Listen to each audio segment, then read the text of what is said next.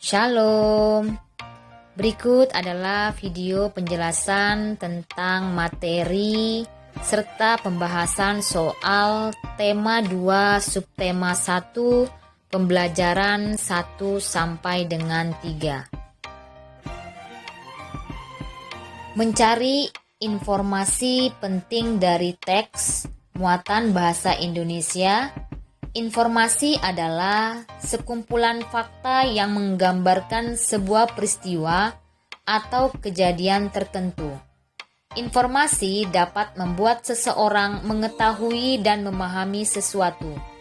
Salah satu cara memperoleh informasi adalah dengan membaca teks dengan cermat. Peta pikiran adalah suatu cara menyajikan informasi yang kita peroleh dari teks dalam bentuk diagram. Setelah membaca, informasi dapat diperoleh dari jawaban-jawaban pertanyaan yang menggunakan kata tanya seperti apa, di mana, kapan, siapa, mengapa, dan bagaimana. Selain itu, kita dapat membuat pengelompokan untuk setiap pertanyaan dengan cara membuat sebuah peta pikiran. Nah, berikut ini ada contoh peta pikiran berdasarkan teks pencemaran udara pada buku Bupena halaman 78. Paragraf pertama, Dedi dan teman-teman pergi ke sekolah bersama-sama. Kebetulan jarak antara rumah mereka dan sekolah tidak begitu jauh. Meskipun demikian, mereka harus melewati jalan raya. Paragraf kedua, sepanjang perjalanan di jalan raya, mereka berjalan di atas trotoar. Banyak kendaraan bermotor berlalu lalang di jalan raya. Asap-asap kendaraan bermotor membuat Dedi dan teman-teman sempat beberapa kali batuk-batuk. Asap-asap dari kendaraan bermotor merupakan penyebab pencemaran udara. Dari bacaan paragraf kedua, kita bisa membuat pertanyaan dengan menggunakan kata mengapa, yaitu mengapa Dedi dan teman-temannya sempat beberapa kali batuk-batuk? Jawabannya adalah karena asap kendaraan bermotor. Bacaan paragraf yang ketiga, pencemaran udara merupakan permasalahan global. Sumber pencemaran udara tersebut berasal dari pembakaran bahan bakar fosil untuk industri dan transportasi. Pencemaran udara dapat berupa debu, gas, serta beberapa gas beracun lainnya. Udara yang tercemar ini dapat menyebabkan gangguan kesehatan manusia, khususnya gangguan pada pernapasan. Pada paragraf ketiga, kita bisa membuat pertanyaan, yaitu berasal dari apa sumber pencemaran udara? Jawabannya adalah sumber pencemaran udara berasal dari pembakaran bahan bakar fosil untuk industri dan transportasi. Bacaan paragraf yang keempat, pencemaran udara seiring waktu akan terus meningkat apabila tidak diimbangi dengan upaya manusia yang peduli terhadap lingkungannya. Udara yang tercemar dapat dikurangi dengan mengurangi penggunaan kendaraan bermotor dan melakukan reboisasi. Apabila warga kesulitan dalam mengurangi penggunaan kendaraan bermotor, mereka bisa beralih ke transportasi umum atau menggunakan bahan bakar yang ramah lingkungan. Pada paragraf keempat, kita bisa membuat pertanyaan, yaitu bagaimana cara mengurangi udara yang tercemar? Jawabannya mengurangi penggunaan kendaraan bermotor dan reboisasi. Bacaan paragraf kelima, semua upaya-upaya tersebut akan terasa bermanfaat apabila dilakukan dengan kepedulian dan kesadaran. Mulailah dengan kegiatan yang paling kecil, yakni menanam pohon di rumah. Menciptakan udara bersih akan membuat hidup kita senantiasa sehat. Dari bacaan paragraf kelima, kita bisa membuat pertanyaan, yaitu apa sikap yang harus dimiliki agar upaya-upaya pencemaran udara terasa bermanfaat? Jawabannya adalah sikap yang harus dimiliki adalah kepedulian dan kesadaran. Sistem pernapasan hewan muatan IPA. Sistem pernapasan hewan disesuaikan dengan tempat hidupnya.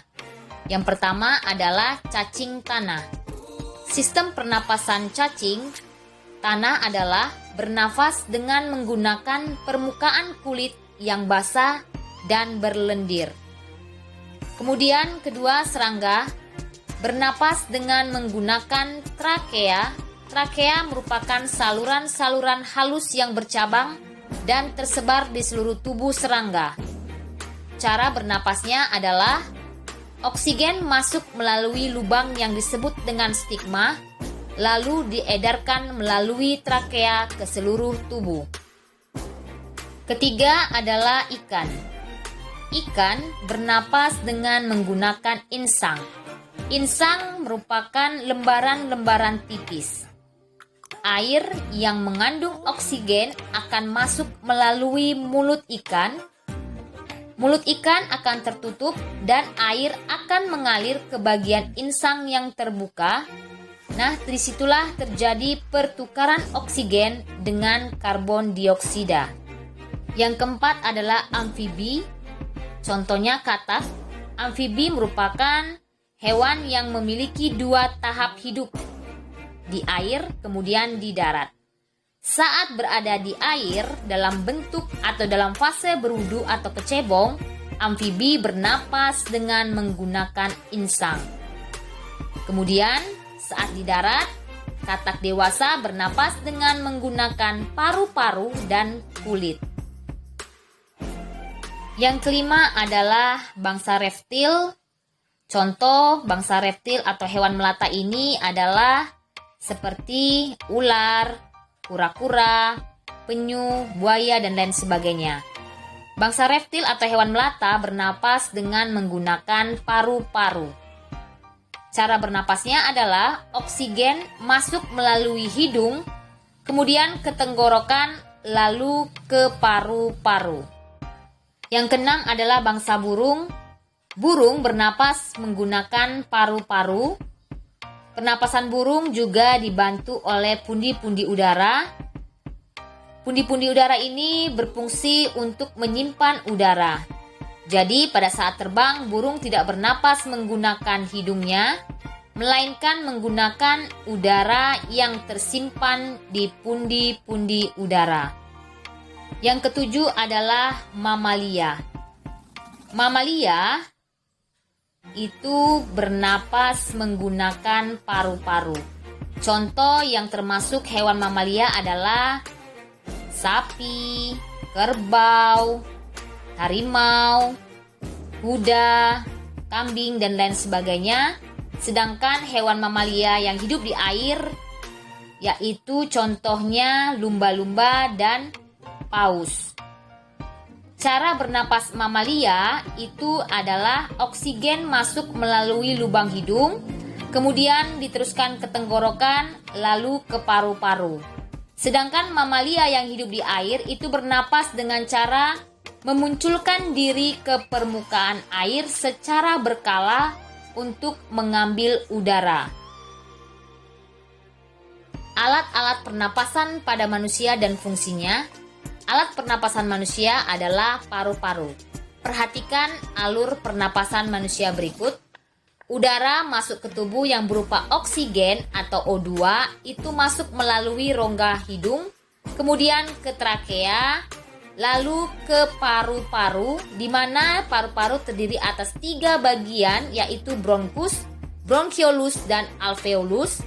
Kemudian udara yang mengandung karbon dioksida itu akan keluar dari paru-paru, kemudian diteruskan ke trakea, kemudian akan dikeluarkan melalui rongga hidung.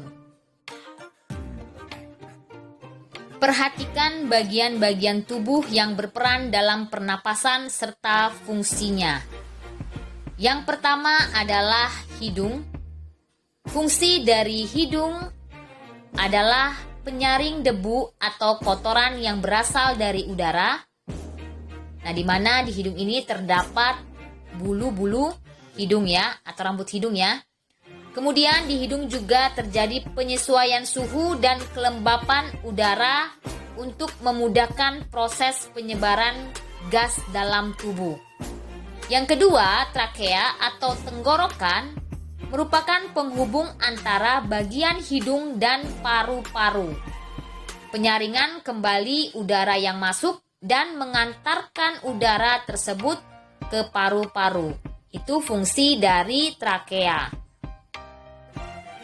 Bagian-bagian pernapasan berikutnya adalah yang ketiga, paru-paru terdiri dari bronkus, bronkiolus, dan alveolus. Bronkus merupakan dua percabangan dari trakea yang menuju paru-paru kanan dan kiri. Sedangkan bronkiolus adalah percabangan bronkus. Jadi, bronkus dulu itu percabangan dari trakea, kemudian bronkus itu akan bercabang lagi membentuk bronkiolus, dan di ujung bronkiolus itu terdapat alveolus yang berfungsi sebagai tempat pertukaran antara oksigen atau O2 dan karbon dioksida atau CO2. Bupena halaman 81 muatan IPA, perhatikan gambar sistem pernapasan manusia dari Bupena halaman 81. Isilah nama organ dan fungsinya dengan tepat. Nama organ yang ditunjuk pada nomor 1 itu adalah hidung yang berfungsi sebagai penyaring debu dari udara, kemudian penyesuaian suhu dan juga kelembapan udara. Nama organ yang ditunjuk pada nomor 2 adalah trakea, berfungsi tempat penyaringan kembali udara yang masuk dan mengantarkan udara ke paru-paru. Sedangkan nomor 3 adalah nama organnya faring yang berfungsi sebagai pertemuan antara rongga hidung dan rongga mulut. Nomor 4, nama organnya laring, berfungsi menggetarkan pita suara. Kemudian nomor 5, nama organnya adalah alveolus yang berfungsi sebagai tempat pertukaran oksigen dan karbon dioksida. Soal nomor 2, bagaimana urutan udara mengalir dalam organ pernapasan manusia? Jelaskan dengan menggunakan bagan. Nah, berikut ini ada bagan urutan pernapasan manusia, yaitu yang pertama udara masuk melalui rongga hidung, kemudian diteruskan ke faring, lalu ke laring, dan ke batang tenggorokan atau trakea, kemudian diteruskan lagi di paru-paru, di mana paru-paru ini terdiri atas 3 bagian, yaitu bronkus, bronkiolus, dan alveolus. Soal nomor 3, apa yang terjadi pada udara saat berada di dalam A. Rongga hidung? Yang terjadi adalah udara akan disaring dan ini merupakan penyaringan udara pertama. Kemudian terjadi penyesuaian suhu dan kelembapan udara. B. Tenggorokan, di mana di tenggorokan ini terdapat laring yang berfungsi menggetarkan suara. Kemudian C. Itu paru-paru, di mana paru-paru terdapat alveolus yang berfungsi sebagai tempat pertukaran oksigen dan karbon dioksida. Menjawab pertanyaan dan mengolah informasi dari teks muatan bahasa Indonesia. Dalam sebuah teks terdapat banyak informasi. Biasanya setelah teks diberikan terdapat beberapa pertanyaan yang harus kita jawab agar kita lebih memahami isi teks tersebut. Jawaban dari pertanyaan tersebut ada di dalam teks. Perhatikan tabel berikut. Di situ ada beberapa kata tanya. Yang pertama adalah kata tanya apa, arah jawabannya biasanya nama-nama benda, sebab, akibat, judul, atau tema. Yang kedua, di mana, arah jawabannya adalah menanyakan tentang tempat atau latar. Yang ketiga, kapan, yaitu menanyakan tentang waktu kejadian suatu peristiwa. Siapa, itu arah jawabannya adalah tentang tokoh utama dan tokoh pendukung. Yang kelima, mengapa, arah jawabannya adalah alasan suatu masalah dalam teks. Kemudian bagaimana? Arah jawabannya adalah cara membuat, proses, urutan, pendapat, atau sikap. Kemudian yang terakhir, kata tanya berapa? Arah jawabannya adalah jumlah atau banyak benda. Tangga nada diatonis mayor, muatan SBDP. Tangga nada adalah urutan nada yang disusun secara berjenjang. Salah satu bentuk tangga nada adalah tangga nada diatonis. Tangga nada diatonis adalah rangkaian 7 nada dalam satu oktav yang memiliki susunan tinggi nada yang teratur. Nada-nada pada tangga nada diatonis mayor berjarak 1, 1, setengah, 1, 1, 1, setengah.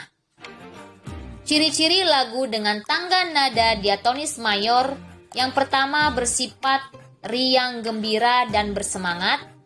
Yang kedua biasanya diawali dan diakhiri dengan nada do sama dengan C. Contoh lagu bertangga nada diatonis mayor adalah Hari Merdeka, Garuda Pancasila, Maju Tak Gentar, dan Indonesia Raya. Menyajikan informasi penting dalam bentuk peta pikiran, muatan bahasa Indonesia. Informasi-informasi penting dari teks dapat disajikan dalam bentuk peta pikiran. Peta pikiran dapat dikatakan dengan sebagai cara mencatat yang kreatif dan efektif melalui bentuk diagram. Diagram tersebut akan mempresentasikan ide-ide atau hal-hal lain yang berhubungan dengan ide pokok. Pengertian hak, kewajiban, dan tanggung jawab muatan PPKN. Hak adalah sesuatu yang dimiliki manusia sejak lahir. Kewajiban adalah sesuatu yang harus dilaksanakan oleh setiap orang. Sedangkan tanggung jawab adalah sikap berani menyelesaikan hingga menanggung akibat dari tugas yang diberikan kepada orang tersebut. Kita semua memiliki hak, kewajiban, dan tanggung jawab sebagai warga masyarakat. Berikut contoh pelaksanaan hak, kewajiban, dan tanggung jawab sebagai warga masyarakat. Pada hari libur, Pak Tony berhak untuk beristirahat di rumah. Pada hari yang sama, di lingkungan rumah Pak Tony diadakan kerja bakti. Pak Tony memilih menjalankan kewajibannya sebagai warga dengan mengikuti kerja bakti. Pak Tony melakukannya dengan penuh tanggung jawab sehingga lingkungan menjadi bersih. Setelah melakukan kewajibannya, barulah Pak Tony bisa memperoleh haknya, yaitu beristirahat di lingkungan yang bersih. Jenis-jenis kegiatan ekonomi masyarakat. Kegiatan ekonomi masyarakat berhubungan dengan proses pemenuhan kebutuhan hidup. Manusia tidak dapat menghasilkan semua barang yang dibutuhkan. Oleh karena itu, manusia melakukan berbagai jenis kegiatan untuk memenuhi kebutuhannya. Perhatikan contoh-contoh bentuk kegiatan di berbagai bidang berikut. Yang pertama, bidang pertanian. Bentuk kegiatannya adalah bercocok tanam dan memanen hasil pertanian, contohnya petani padi dan jagung. Kemudian kedua, bidang perkebunan. Bentuk kegiatannya adalah menanam kopi, teh, kelapa sawit, tebu, dan karet, contohnya pekebun kelapa sawit. Yang ketiga, peternakan. Bentuk kegiatannya adalah pembudidayaan hewan ternak, misalnya ayam, kambing, sapi, dan kerbau. Contohnya peternak kambing, peternak sapi, dan peternak unggas. Bidang yang keempat adalah perikanan. Bentuk kegiatannya pembudidayaan ikan air tawar dan air laut, contohnya adalah penambak udang. Yang kelima, bidang kehutanan. Bentuk kegiatannya adalah meningkatkan hasil hutan dengan menanam berbagai macam tumbuhan kayu, misalnya jati dan mahoni. Kemudian bidang perindustrian, bentuk kegiatannya adalah mengolah bahan mentah menjadi barang jadi. Contohnya pabrik makanan kaleng, pabrik sepatu, dan pabrik kertas. Kemudian bidang pelayanan jasa, bentuk kegiatannya adalah melayani masyarakat, bentuk layanan terhadap konsumen, misalnya dokter, pegawai asuransi, penjahit, dan arsitek. Bu Pena halaman 80 muatan IPA. Nomor 1. Perhatikan hewan-hewan berikut, tuliskan nama alat pernapasannya. Gambar A itu adalah hewan ikan. Ikan bernapas dengan insang. Gambar B itu adalah katak atau hewan amfibi bernafas dengan menggunakan paru-paru dan kulit. Karena pada gambar tersebut adalah gambar katak dewasa. Sedangkan C, gambar ular bernafas dengan paru-paru. D, gambar gajah bernafas dengan paru-paru. E, gambar cacing bernafas dengan permukaan kulit. Dan F, gambar burung bernapas dengan menggunakan paru-paru. Soal nomor 2, apakah terdapat perbedaan antara sistem pernapasan berudu dan katak dewasa? Jelaskan jawabanmu. Ya, karena pada fase berudu bernafas dengan menggunakan insang. Sedangkan pada fase katak dewasa bernapas dengan menggunakan paru-paru dan kulit. Pertanyaan nomor 3, buatlah bagan alur pernapasan dari ikan, ular, dan gajah. Jawabannya adalah ikan. Bagan pernapasannya adalah air yang mengandung oksigen itu masuk melalui mulut ikan. Kemudian mulut ikan tertutup dan air akan mengalir ke bagian insang yang terbuka dan terjadilah pertukaran oksigen dengan karbon dioksida. Sedangkan ular itu udara akan masuk ke rongga mulut, kemudian ke faring, lalu diteruskan ke paru-paru. Kemudian alur pernapasan pada gajah, udara masuk melalui hidung, kemudian ke faring, ke laring, terus ke trakea atau batang tenggorokan, kemudian diteruskan ke paru-paru. Di paru-paru terdapat 3 bagian, yaitu ada bronkus, kemudian bronchiolus, dan alveolus. Bu Pena halaman 84 muatan SBDP. Pertanyaan pertama, apa yang kamu ketahui tentang tangga nada diatonis? Tangga nada diatonis adalah rangkaian 7 nada dalam satu oktav yang memiliki susunan tinggi nada yang teratur. Soal nomor 2, gambarkan rangkaian nada diatonis mayor beserta jaraknya. Nah, ini adalah gambar tangga nada diatonis mayor yang diawali dengan nada do sama dengan C. Kemudian jaraknya adalah 1, 1 setengah, 1, 1, 1 setengah. Soal nomor 3, perhatikan lagu-lagu pada Bu Pena halaman 84. Apa saja lagu-lagu yang memiliki tangga nada diatonis mayor? Jawabannya adalah lagu-lagu yang memiliki tangga nada diatonis mayor adalah Indonesia Raya, Hari Merdeka, Bangun Pemudi-Pemuda, Garuda Pancasila, dan Maju Tak Gentar. Demikianlah penjelasan materi tema 2 subtema 1 dan pembahasan soal pembelajaran 1 sampai dengan 3. Untuk tugas di rumah, Bu Pena halaman 85, yaitu buatlah peta pikiran berdasarkan teks tersebut dengan menjawab pertanyaan-pertanyaan berikut. Kerjakan di buku tulis kalian. Selamat belajar. Terima kasih. Shalom.